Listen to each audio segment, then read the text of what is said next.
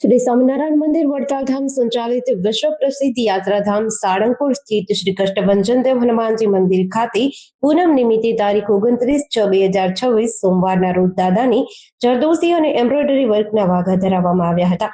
દાદાને અતિ આકર્ષક રિયલ ડાયમંડનો મુકુટ અને દિવ્ય 56 ભોગ ધરાવાયો હતો.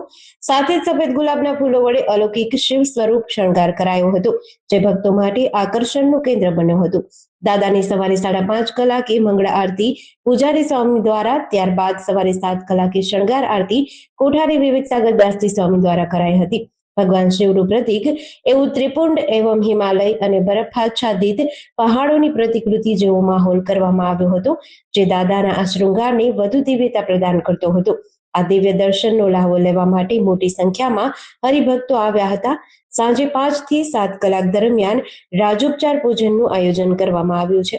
જેડીસી ન્યૂઝ સાથે ચિંતન વાગડિયા, બરવાડા.